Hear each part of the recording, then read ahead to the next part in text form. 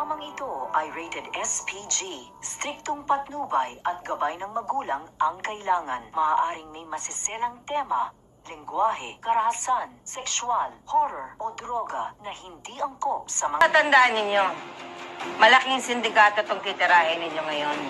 Hindi kayo maaaring magkamali. Kaya sasamahan namin kayo. Magandang araw po sa lahat. Narito pong pinakabangan na episode ng APG, ang Batang Quiapo. Magang nagsigising ang lahat para sa kapistahan ng Quiapo. Maging sina Marsing at Nita ay maagang nagpunta sa Quiapo upang mamigay ng mga ayuda. Sina Tess naman at si Tinding at si Noy ay maaga upang sumama nga sa prosesyon ng Nazareno. At maging si Santino ay maaga ding napasok sa kanyang trabaho.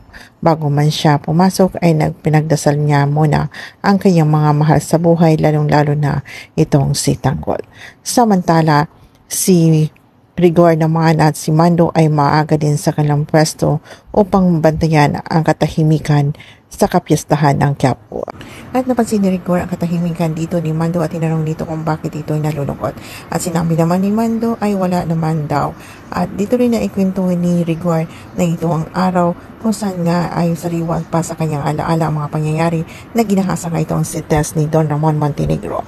At lalo na ngayon sa kapistahan ng Quiapo ay nasasaktan nga daw siya at hindi nga nawawala sa kanyang isipan na para bang bangungot ang mga pangyayari.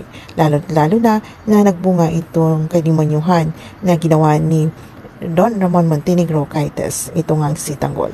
At dito nga niya sinisisi itong si Tanggol na kaya nagmana daw ito kay Don Ramon Montenegro sa katagyasan ng ulo at sa pagkawalang modo. At mga demonyo nga ang pag-uugali daw dito ni Tanggol. At para bang iniimputan na daw siya sa ulo ni Tess. At dito naman umalma itong si Mando sa sinasabi ni Rigor. At sinabi naman ni Rigor na si Tess ang lalong nasasaktan sa nangyayari dahil siya ang nagdadala nga ng lahat ng mga problema sa kanilang pamilya. At lalo na nasabihin nga nito ni Mando na nakita itong si Rigor at Lina nakipaghalikan sa bahay nito. Ay siya naman kinagulat dito ni Rigor dahil may alam na pala itong si Mando sa relasyon niya kay Lina. Samantala nang makita ni Lola Tinding itong si Mocha nga dito naman niya sinumbatan kung bakit siya nag-aasawa nito na ito nga si Tanggol ay nagtitiis at nagdusa ngayon sa loob ng kulungan nang dahil nga daw sa kanya sa pagtulong nito at ito pa daw ang pinalit niya na saktan ang damdamin ni Tanggol. At nanghingi naman ito ng tawad itong si Mocha, ngunit hindi naman ito pinatawag ni Lola Tinding dahil sa tindi niyang galit dito kay Mocha. At sa kabilang banda ay handang-handa na naman itong si Tanggol upang tugisin na nga itong Red Phoenix. At dito na nga tinawag sila ni Chief Espinas dahil napag-alaman ni Chief Espinas na sa araw ding iyon ay tatakas ang mga batang Quiapo.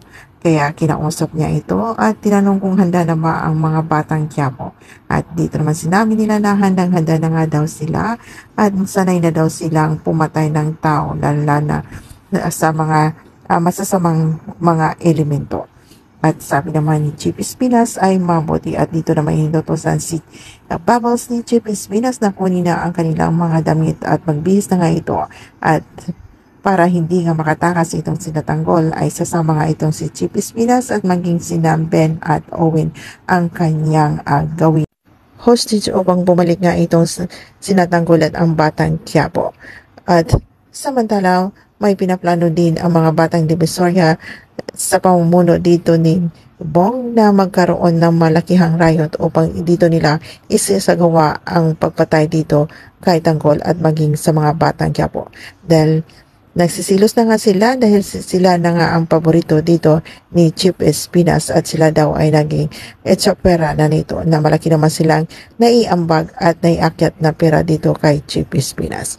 Kaya abangan po natin ang susunod na kabanata sa APG, ang Batang Quiapo. If you like this story, please subscribe, like, and share at bell na rin po ang notification para sa sunod na aking mga upload ay manotify po kayo. Maraming salamat at God bless.